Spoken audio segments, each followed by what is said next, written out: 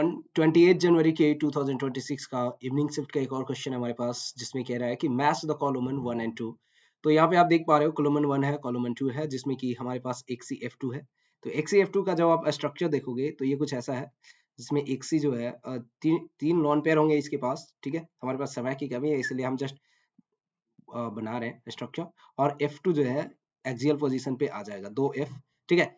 तो ये एक लीनियर स्ट्रक्चर बनेगा। अब जब कॉलम 2 में देखोगे तो I3 माइनस सिमिलर स्ट्रक्चर बनाता है, ठीक है, जिसमें क्या होता है, I जो होता है, दो I एक दूसरे के ऊपर एक्सियल पोजीशन पे अटैच्ड होते हैं, और ये जो तीन लोन पेयर हो जाते हैं I माइनस के साथ, ये जो है ये एक्सियल पोजीशन पे, सॉरी, ये हमारे इक्वेटोरियल पोजीशन पे लाइज करता है। तो ये भी एक लीनियर प्रोडक्ट बनाता है, ठीक है। तो ये जो है पी से रिलेटेड है, ये दोनों सिमिलर है, ठीक है। अब आते हैं ऑप्शन बी पे। ऑप्शन बी को आप चेक करोगे, XeOF4। तो इसका स्ट्रक्चर कुछ इस तरीके का बनता है, ठीक है, जिसमें कि ये डबल बॉन्ड बनाता है, ठीक है। साथ ही ये एक लोन पेयर रखता है, ठीक है। और फिर हमारे पास 4 ऑक्सीजन आ जाते हैं। तो ये चारों, सॉरी, ये जो फ्लोरीन चारों आएंगे वो इस तरीके के आ जाएंगे, और फिर एक हमारे पास ऑक्सीजन होगा और यहाँ पे लोन पेयर इस तरीके का।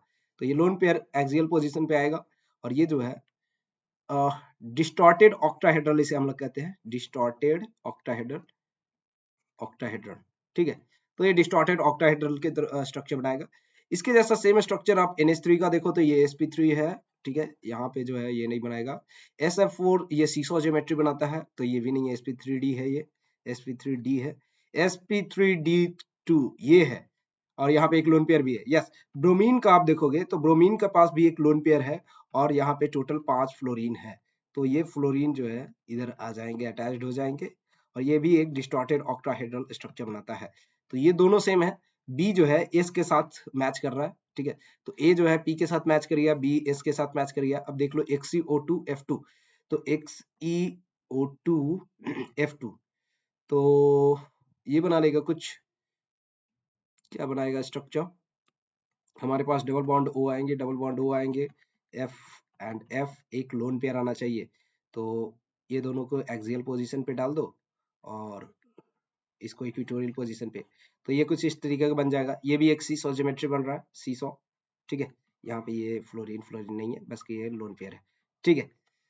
फिर इसी तरीके से हमारे पास सल्फर का भी है, एक लोन पेयर आएगा, और ये भी इक्वेटोरियल पोजीशन पे 4 फ्लोरीन, और ये 2 एक्सियल पोजीशन पे, ठीक है। इस तरीके से ये भी एक सीसो ज्योमेट्री बना रहा है, यानी कि हमारे सी जो है आर के साथ मैच कर रहा है, सी आर के साथ मैच कर रहा है, बी एस के साथ, सी आर के साथ, और ए पी के साथ। तो ये मैच ज्यादा कर रहा है।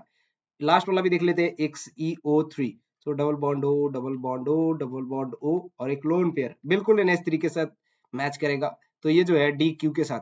तो ए हमारा जो है ये क्यू है, ठीक है। सो ए जो है हमारा मैच कर रहा है। तो ये हमारे पास एक करेक्ट आंसर है।